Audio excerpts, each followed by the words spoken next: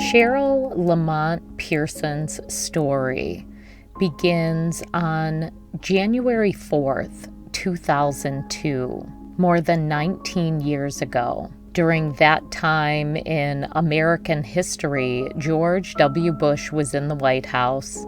Nickelback's How You Remind Me was the top-selling song of the month, and Ocean's 11 and Lord of the Rings had been the hot movie premieres just the month before, in December of 2001. For Cherryl Pearson, a 37-year-old pediatrician who lived in Bartlett, Tennessee, life was good. It was just days after ringing in the new year, and by all accounts, Cherryl was living a happy life with a job that she loved. That happy life would take a sinister turn in the early morning hours of Saturday, January 5th, 2002, when Cherryl Pearson would vanish without a trace. Welcome to Bitter Endings, a true crime podcast.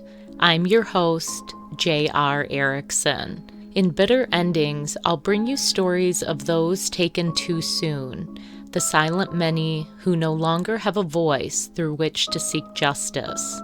This week's episode of the Bitter Endings podcast is sponsored by my latest fiction release. Helm House is the second novel in the standalone paranormal murder mystery series Troubled Spirits.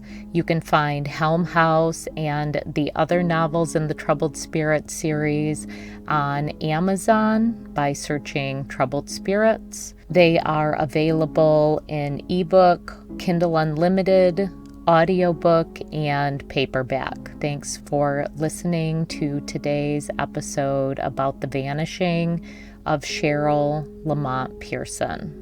If you're interested in supporting the show, I do have a Patreon account as well as a Buy Me a Coffee account. The links to those are also below this episode as well as in the show notes. Thank you again for listening and have a great day. Cherryl Pearson was born August 21st, 1964, to Mother Hazel and Father Leard, known as Leon Pearson. Cherryl was the youngest of three children. She had an older brother and an older sister. Both her parents worked as Madison County educators. Her mother was a former counselor at the Southside High School.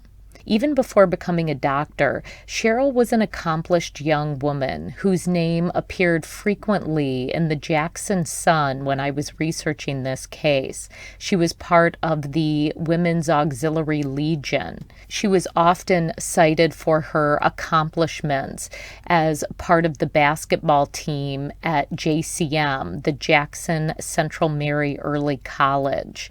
Cherryl had big plans for her life, and she wasn't afraid of going after them. She completed a degree in chemical engineering, then went on to medical school, eventually becoming a much-loved pediatrician.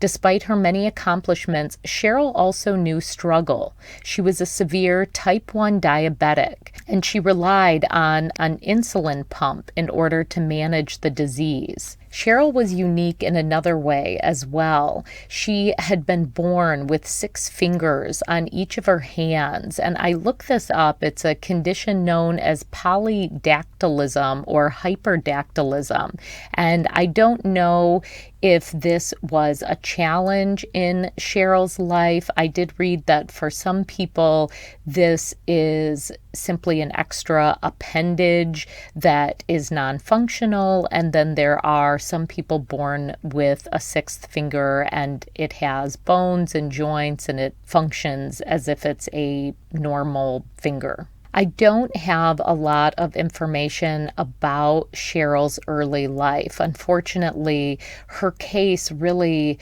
is one that is not very covered. And I will also mention that Cherryl was an African American woman, and we do see often that in the cases of Black women who disappear, their cases receive a lot less coverage than that same individual would have if they were white. Whether or not this is why Cheryl's case hasn't had a lot of coverage, I don't know. But when I read about her, I was immediately intrigued and disturbed. This is a 37-year-old woman, which is a little younger than I am right now, an accomplished woman who had a degree in chemical engineering, who was a beloved pediatrician, and she vanishes. And there are really only a handful of articles about her disappearance. So that being said, it's clear that Cherryl was driven from a young age. Coming into January of 2002, according to her friends and family, life was good. So let's step back in time, nearly 20 years gone by, to a chilly January night in Tennessee. As I mentioned, nothing about Cheryl's day on Friday, January 4th, 2002, foretold of the trouble awaiting her. The 37-year-old pediatrician lived in Bartlett, Tennessee, a city located northeast of Memphis that had a population of more than 50,000 people. That evening, she attended a Memphis Grizzlies basketball game at the Pyramid Arena in Memphis. Cherryl had season tickets, and as a former basketball player herself, it was a sport she enjoyed. She went to the game alone, which was not unusual. Cherryl spoke with her mother, Hazel, on the phone while she was at the game, and she did mention to her mother that she was feeling a bit weak and lightheaded. And again, this probably was not out of the ordinary for a woman who suffered from type 1 diabetes. After the game, around 10:30 p.m., Cherryl left and returned to her brick home located across the street from a golf course on Daybreak Drive in Bartlett. This was a higher-end subdivision, or a more upscale subdivision. Her close friend, Andrea Fox, and another girlfriend whose name I did not find, went over to Cheryl's house and hung out for a little while. They left around 1 a.m. The following day, Saturday, January 5th, Cheryl's sister, Lorinda Hildreth, known as Rin, arrived at Cheryl's home around 7 a.m. to drop off her kids. Cherryl had agreed to babysit the children that day while Lorinda was at work. According to Cheryl's family and friends, she loved Rin's children. Cherryl was not at home, and Lorinda was pretty quickly alarmed. Her sister was not the kind of person to miss a scheduled visit with the kids, especially not without calling first. Lorinda, worried that Cherryl might have experienced an emergency of some sort due to her type 1 diabetes, called her parents.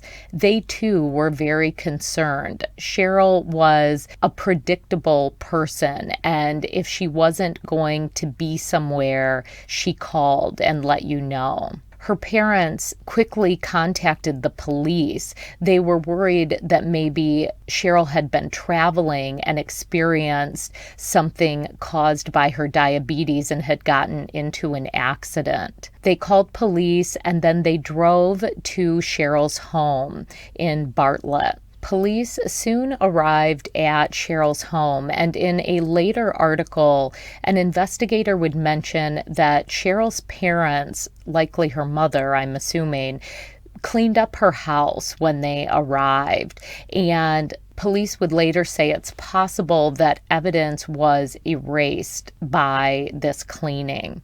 And I just want to mention a quick aside here. I know a lot of people may jump on this cleaning of Cheryl's house as sort of a conspiracy, as if maybe they were trying to hide evidence.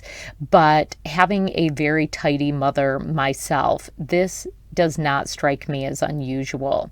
I have no doubt if my mom came to my house because no one could find me, and there was the imminent probability of police and strangers coming into my home, that she would clean it up a little bit. And if you're not a true crime buff, your first thoughts don't tend toward foul play. And in Cheryl's case, her family's first thoughts were that she'd been in an accident or had an emergency due to her diabetes.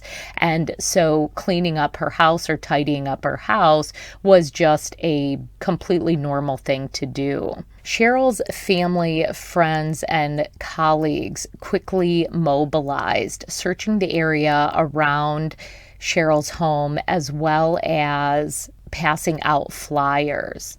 Detective Ken Lee, one of the initial investigators on Cheryl's case, said that in her home, they discovered her pager and her cell phone sitting on a table. These were items that Cheryle pretty much always had on her person. And in the case of that particular weekend, she would definitely have had them because she was on call at the hospital. They also noted that there were no signs of a break-in, a struggle, or a robbery in Cheryl's house. 2 days after Cheryle vanished, her vehicle, a blue Audi, was located at Quail Ridge Apartments, approximately 1 mile from Cheryl's home. However, it appears the day that Cheryle vanished, when people were looking for her, the car was not at the complex that day, which implies it was dropped off sometime after she was reported missing. In the trunk of Cheryle's car, investigators found Cheryl's keys, $140 in cash that was tucked into an envelope, and a medical bag that contained some of Cheryl's personal items. Again, these things were found in the trunk, including keys to her car. This did not sit well with police.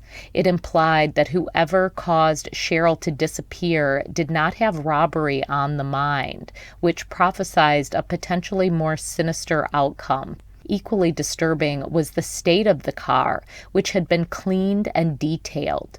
The car was so clean that not a single fingerprint was found inside or outside of the car, not even Cheryle's. It was also a strange location for the car to be found, obviously being parked within walking distance to her home, but in a separate apartment complex. Again, there was no evidence of a crime in the car. A wooded area around the apartment complex was also searched, but again, no sign of Cheryle.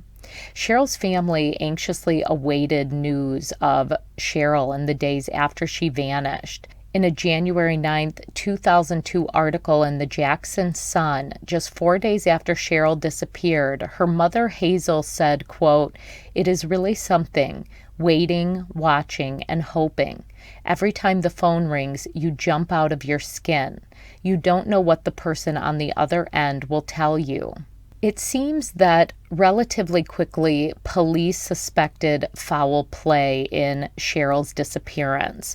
There was the issue of her phone and pager being in her home, her car being parked a mile away from the residence with the keys locked in the trunk, an insulin pump that Cheryle relied on to keep her diabetes in check was also found in her home. And for someone who suffers from type 1 diabetes, this can be a disorder that quickly becomes fatal if it is not managed. Another unusual thing that police discovered shortly after Cheryle vanished was a phone call that they found in her phone records from the early morning hours of Saturday, January 5th. The call had been made around 1:58 a.m., nearly an hour after Cheryle's friend Andrea and their other friend left.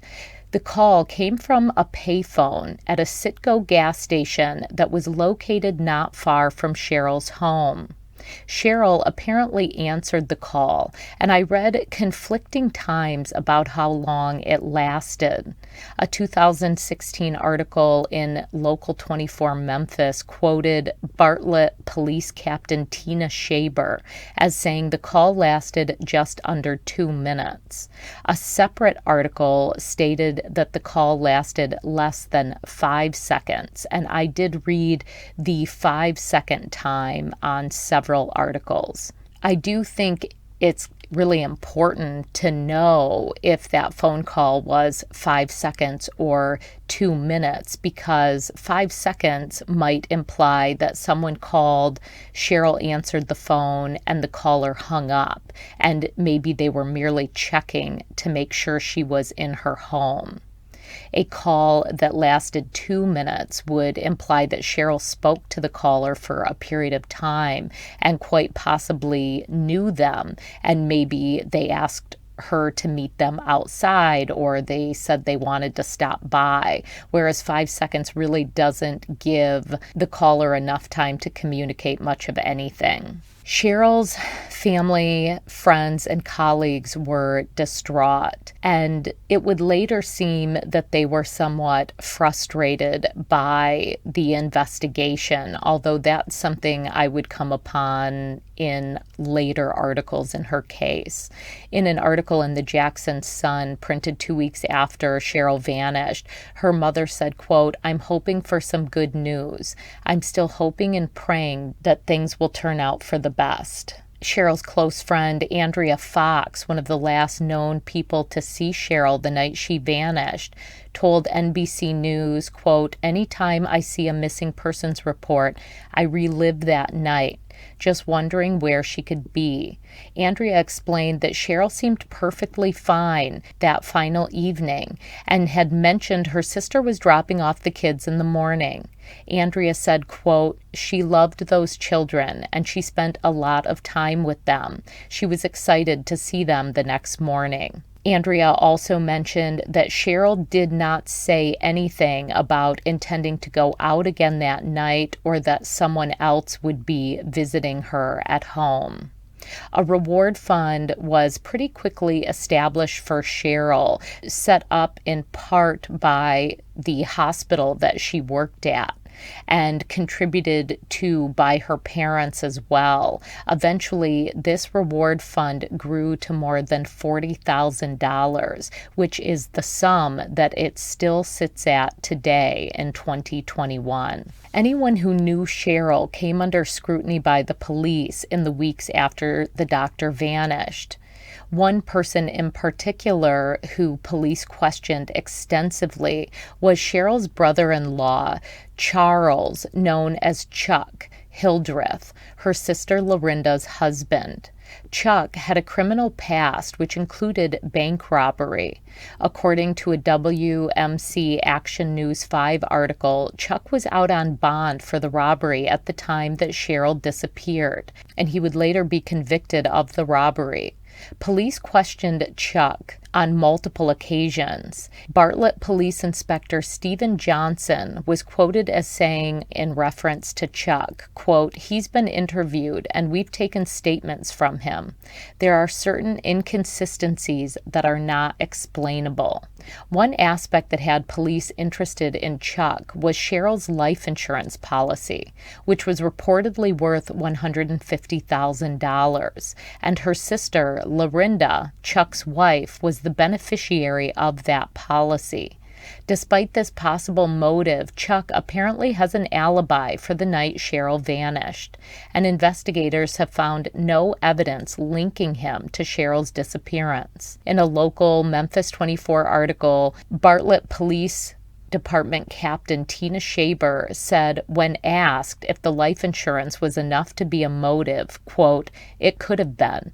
Like I said in the course of the investigation, there was evidence that they did have some marital and financial problems. So $150,000 could possibly go a long way, but it was my understanding that the money was to be used to go to Lorinda for her children."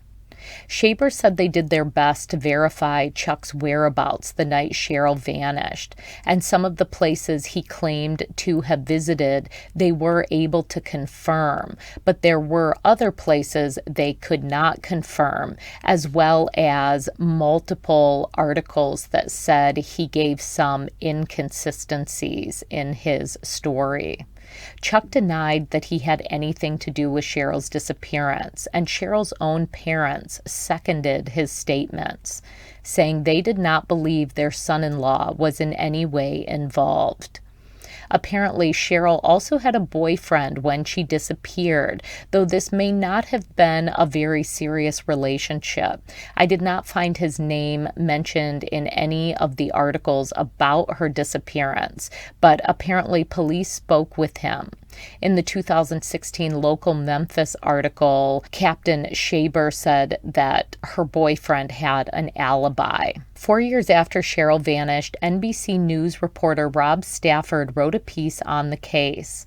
In the article, Hazel Pearson said, quote, "When you do something to one person, it's a ripple effect. It affects a lot of people for a long, long time." Police attempted to track down persons who might have wanted to harm Cherryl, but they came up empty. In a February 2012 article on WMCA Action News 5, Lieutenant Marlon Jones of the Bartlett Police Department said, quote, "You have a person who is an upstanding citizen by anybody's account, a very good person.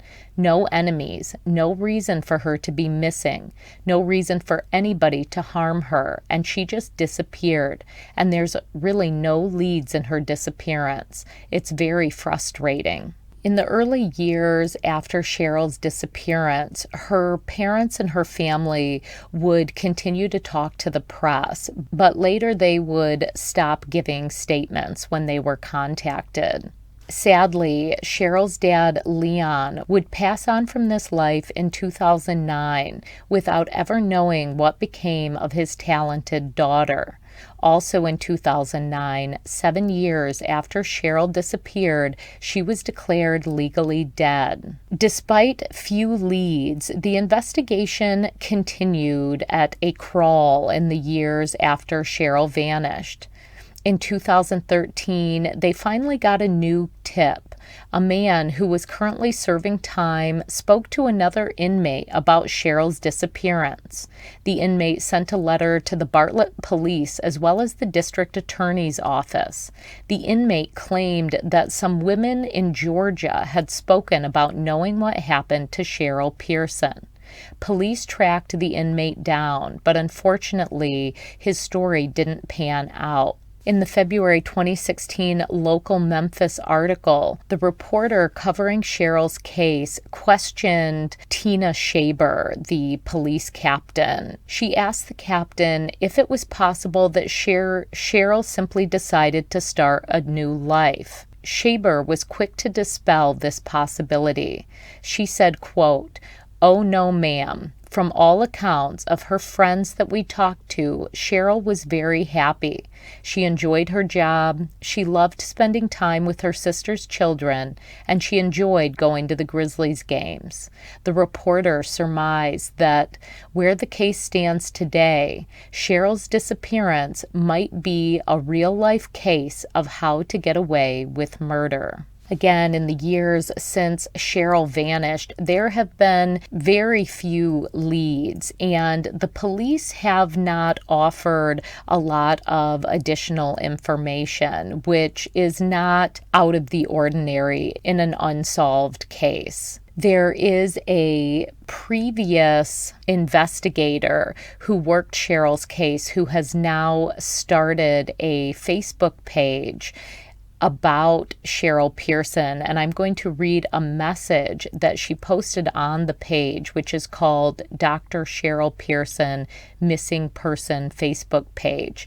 And this piece was posted in January of 2018. Quote, January 5th, 2018. Trying to think of a word to describe this date of how many years Cherryl has been away from us. I thought of the word anniversary, but that mostly describes a happy occasion, being without your daughter, sister, aunt, or loved one for so many years.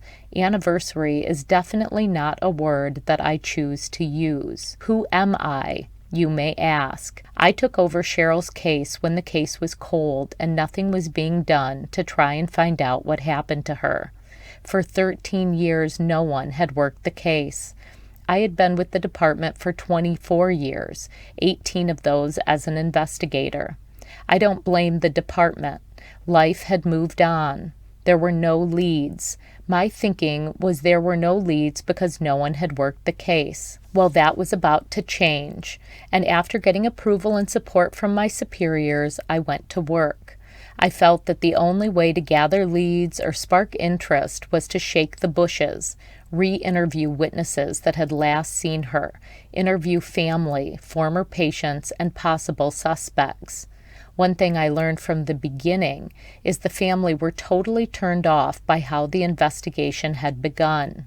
Evidently, the lead investigator and a couple other investigators conducting the interviews had treated the family and all involved as primary suspects in the investigation.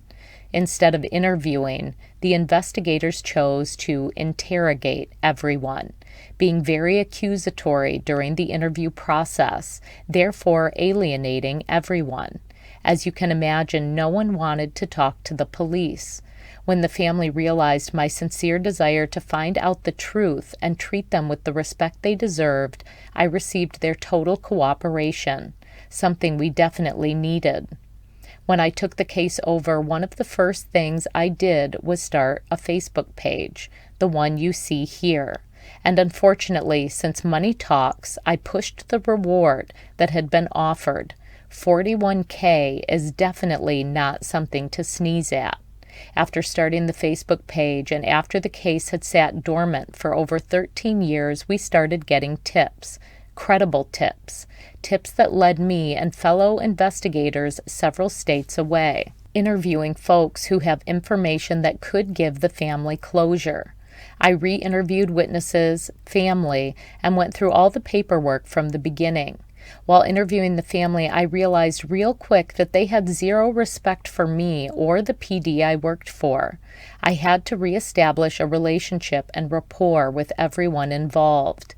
It's something when you approach a witness in a missing persons case and you're met with hostility and aggression, only to realize even though they have never met you, they have been treated with the utmost disrespect by your fellow investigators years earlier. Again, not blaming the whole PD, just a few inexperienced investigators. I love my old PD and have the utmost respect for 98% of them. I noticed that the PD recently gave a statement regarding the case. Yes, I could list names of those who may possibly have knowledge of what happened to Cherryl. Unfortunately, there isn't much evidence to bring those responsible to justice without an eyewitness coming forward and validating what we think may have happened. Just know that I monitor this site and forward any information that I receive from this page. The investigator on this case is Detective Becky Anderson. She is a very good investigator and can be reached at 901-385-5565. Any information sent to me will be forwarded to her as well. I pray for Cheryl's family and friends. I truly hope Mrs. Hazel knows the truth soon.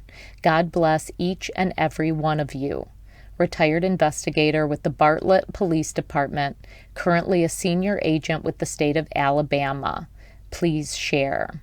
So that was the message that was posted again by a former investigator who worked Cheryl's case and who is still, all these years later, pushing for answers. And I think the comments she made in that post really allude to why Cheryl's family backed away from the press in the years after Cherryl vanished, because they were being scrutinized. And in particular, Cheryl's brother-in-law, Chuck, was being scrutinized, and it does seem in most of the articles I read on Cheryl's case that he was largely ruled out. And I think, one of the things we get hung up on sometimes in the idea of inconsistent stories is the sense that someone can account for their minute-by-minute whereabouts when most of us probably could not. And it's very rare that we would have to do that. And if you factor in drinking or using any kind of drugs, any mind-altering anything, that's going to create a fuzzier timeline of a night in question. And I have no idea if that was the case regarding Chuck's whereabouts. But again, this was a Friday night, so it's entirely possible that he was out that night. Today, Cheryl's DNA has been added to CODIS in the hopes that if unidentified remains are found, they may eventually be linked to the missing doctors. And I noticed that on Cheryl's Facebook page, several people had posted links to unidentified victims that might belong to Cheryle. And one thing that I thought about is Cheryle had this very distinctive physical anomaly of the sixth finger on each hand. And to me, that would potentially be a really easy way to link unidentified remains to the missing woman. That being said, if those fingers did not contain bone, which apparently some people who have that sixth finger, they don't contain bone, then any skeletal remains may not reveal that anomaly on the body. Cheryle was an African-American woman standing between 5 feet 6 inches and 5 feet 7 inches tall. She weighed approximately 160 pounds. She had black or dark brown hair and brown eyes. She also had a long birthmark, which was dark in color on the side of her face. And again, she had the sixth finger on each of her hands. Her ears were pierced, and she had type 1 diabetes and depended on insulin to manage the condition. Cheryle disappeared from a relatively affluent suburb in Bartlett, Tennessee, in the early morning hours of Saturday, January 5th, 2002. Whoever took her that night at some point would have been in possession of her blue Audi. So again, these are distinctive things, and the area around Cheryle's home was searched. So whoever took Cheryle, they drove her somewhere else. They took her to another location. That pretty well sums up the facts of Cheryle's case, but I will just talk a little bit about things that I read in forums and people's theories. So kind of the most prevalent theory seemed to center around Cheryle's brother-in-law. And it makes sense that this is the most focused upon theory because this seems to be the only person in Cheryle's life that A, had a criminal history, and B, would directly profit from her disappearing. That being said, a life insurance policy does not pay out, at least not right away, for a person who vanishes. So if the intention was to murder Cheryle in order to obtain the money from the life insurance policy, either something went wrong with that plan and instead her body was concealed, or that was not the motivation behind the crime at all and someone else is responsible for Cheryle's disappearance. And considering how heavily police focused on Chuck, it does seem more likely to me that someone else committed this crime. But again, who would that someone else be? It was 1 o'clock in the morning when those friends left. She was babysitting early and she was also on call. Did she really intend to stay up later that night? Why was she still awake to answer the phone? Is it because she was on call? Is it because she was waiting for a phone call? People have also speculated about the $140 in cash that was in Cheryl's car. Is it possible that she had taken that money out to pay someone for something, and it was that person who contacted her that night to exchange money for some reason? But again, the money was not taken, and it's an odd hour to do any sort of business exchange. The phone call is part of the mystery in Cheryl's case, and it definitely implies that whoever made the phone call that night very likely had a hand in her disappearance. And I did read that there was no surveillance from that gas station, so they were unable to identify who made the call. In thinking about payphones, this is 2002. Cell phones had become pretty common, but they weren't so common that everyone would have them. Now, did someone call her from a payphone because they didn't have a cell phone? Or did they call her from a payphone to cover their identity because they knew it would appear in her phone records? After this person calls, do they walk to Cheryl's home? I read in one article that the phone call was made a half a mile from her home.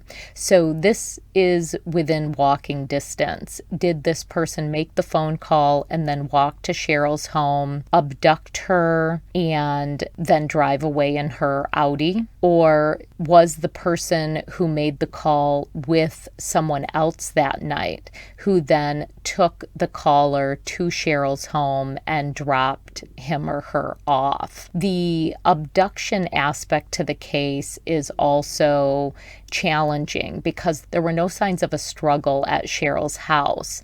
However, if Cheryle knew the person, she would in all likelihood open her door to them. She might walk outside with them.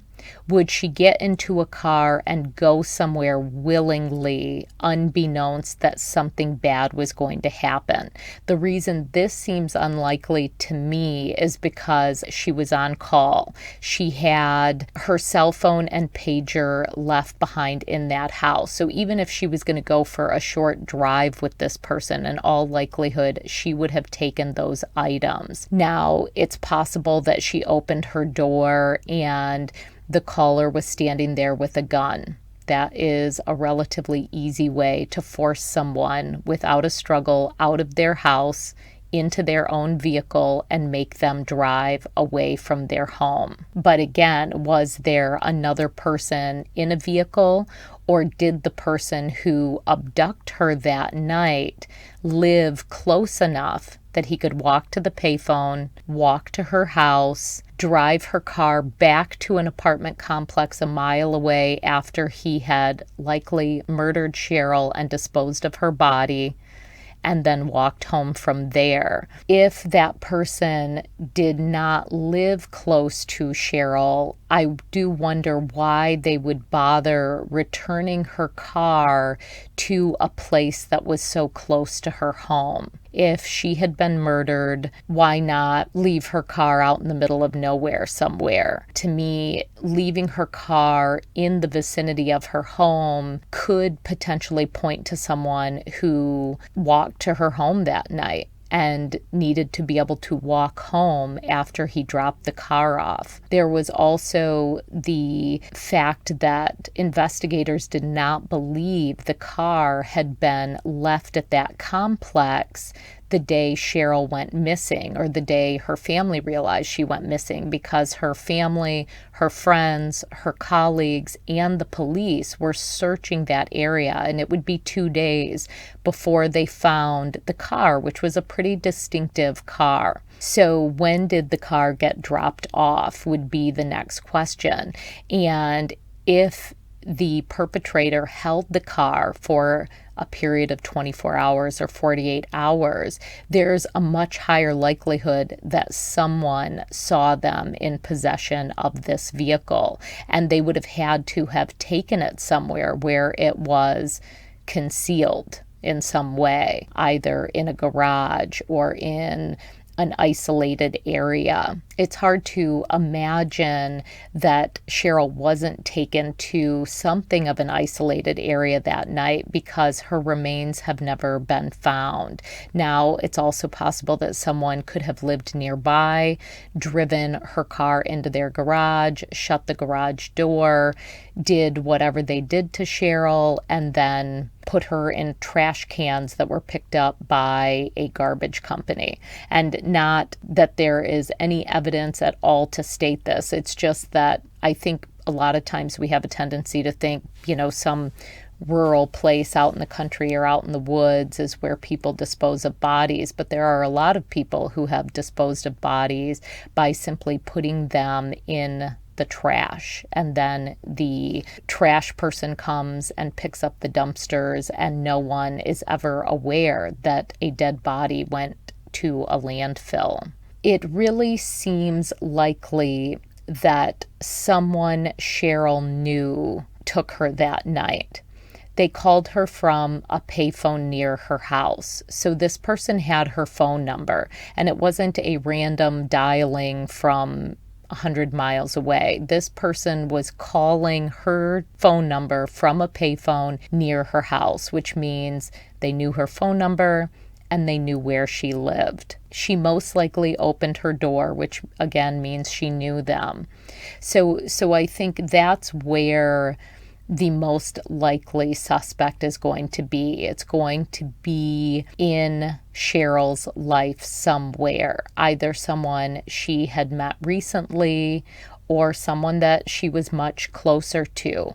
And just because Cheryl's body was not found and the life insurance thing might have been foiled by the fact that her body was not found, when you're considering someone who suffers from type 1 diabetes, it wouldn't be a far reach to think you could abduct this person and hold them without their medication, and they would die a natural death, and you could leave them somewhere that when found, it would appear they died a natural death. But in the process of committing this crime, things rarely go according to the plan. It is possible that she was abducted in an attempt to make it appear she died accidentally in order to collect life insurance.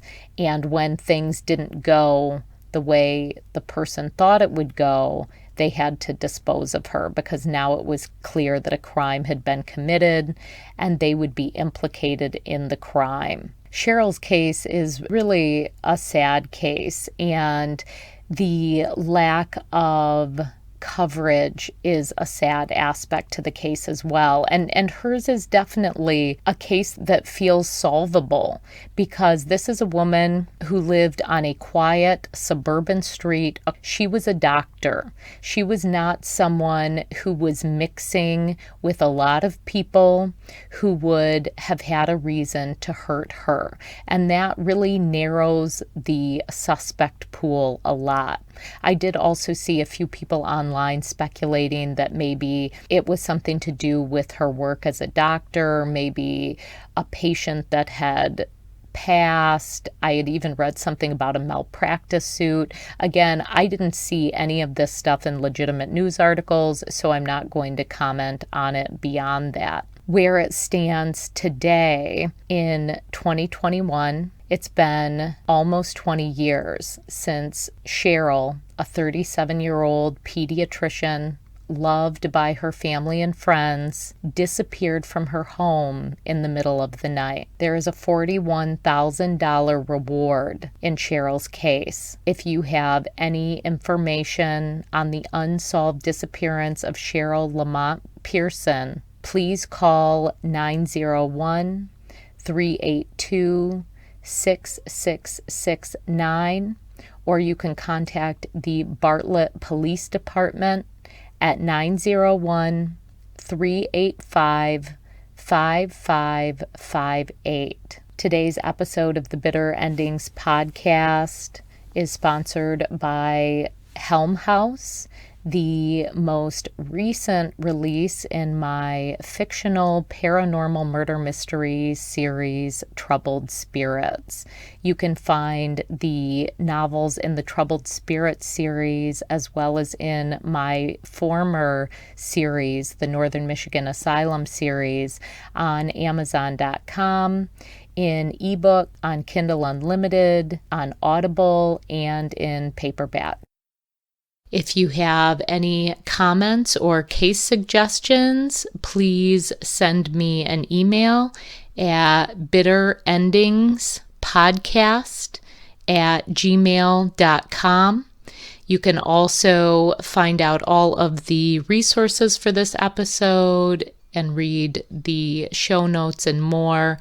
Visit my website at www.bitterendingspod.com. You can also find me on Facebook at Bitter Endings Podcast.